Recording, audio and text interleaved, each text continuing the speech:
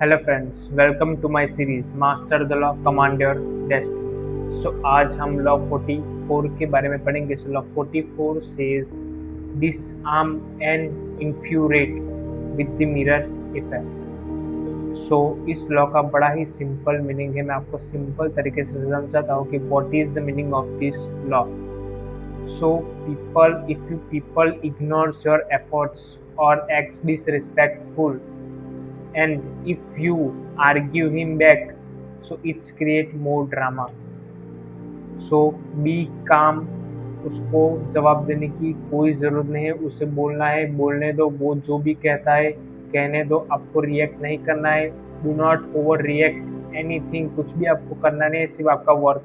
For example कि gym में जा रहे हो और कोई बंदा आपकी रिस्पेक्ट नहीं करता, आपके जो एफर्ट्स है उसको इग्नोर करता है, तो कोई बात नहीं है, उनको जवाब देने की कोई ज़रूरत नहीं है। बिकॉज वो वही चाहते हैं कि आप उन्हें जवाब दो और ड्रामा क्रिएट हो, वो आपको जवाब दे और कुछ भी ऐसी वायोलेंट चीज़ हो जाए। सो लोगों को ये पसंद आता है, इसलिए वो ऐसे रिएक्ट करते हैं। सो उस टाइम आपको काम रहना है, अपने आप को कंट्रोल करना है, ओवर रिएक्ट नहीं करना है और कोई भी जवाब देने बिना ही अपना वर्कआउट शुरू कर देना है। सो इससे क्या होगा, उसे लगेगा यार मैंने क्या सही बोला या कुछ गलत बोला, मेरे अंदर ही कुछ प्रॉब्लम है, मैंने कुछ सही बोला पर उसने रिएक्ट ही नहीं किया।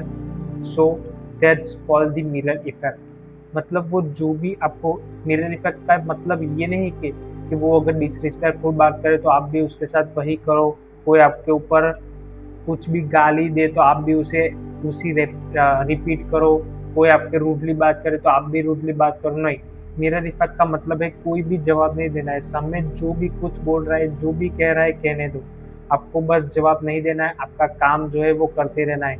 That's called the real mirror effect. उनको ये लगेगा, उनके खुद के बिहेवियर पे उनको डाउट होगा कि यार मैंने क्या सही बोला है, कुछ मैंने गलत चीज़ कह दी, उसने कोई जवाब भी नहीं दिया। So that's called the mirror effect. So कोई भी चीज़ हो, कोई भी बंदा हो, चाहे जीवन में कोई भी हो जो आपके एडवाइस दे, सजेशंस दे, आपको एंड में जो आपको पसंद है वही करना है। वो जो कह रहा है कहने दो, आपको खुद को पता है कि मैं कर सकता हूँ या मैं ये अपनी लाइफ में अचीव कर सकता हूँ। बहुत सारे लोग बोलेंगे कि इतना मत सोच, हमारे लाइफ में ऐसा ही होता है, जो भी करनी होती है, एक बाइक बहुत ही इनफ है हमारे लिए। सो ऐसे बहुत सारे लोग होंगे जो कभी लाइफ में सक्सेसफुल नहीं हो और आपको भी नहीं होने देंगे, because they are jealous of you. आप कोई भी अच्छा काम करते हो, कोई भी अचीवमेंट करते हो तो लोग आपसे जेलस होते हैं। आपके जो सराउंडिंग्स, आपके सोसाइटी में, आपके रिलेटिव्स, खुद के रिलेटिव्स के आपके जेलस आपके ऊपर जेलस होंगे। सो कोई भी एडवाइस दे, कोई भी सजेशंस दे, उनको सुनो, नो डाउट उनकी रिस्पेक्ट करो, बट एंड में आपको जो करना है वही चीज़ करो। बिकॉज आपको पता है कि आपके लिए क्या सही है क्या गलत है। उनके कहने से या उनके सजेशन से आपकी ड्रीम्स बदलने नहीं चाहिए। That's the real thing of this law.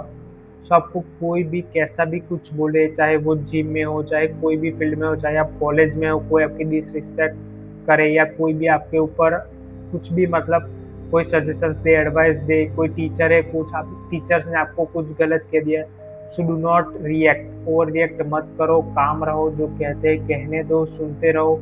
बस एंड में जो आपको लगे, जो आपके ड्रीम्स है, जो आपके गोल्स है, उन पर काम करो। कंसिस्टेंटली एंड हार्ड वर्कली अपने ड्रीम्स पर काम करो एंड एंड में आप सक्सेसफुल जरूर होंगे, because you listen your own voice not others. So that's the law. So कल हम लॉ 45 के बारे में पढ़ेंगे। और हाँ, अब हमारे पास सिर्फ 3 लॉ बचे हैं, 46, 47 एंड 48। कल हम 45 खत्म कर देंगे, उसके बाद 3 लॉ ही बाकी रहेंगे।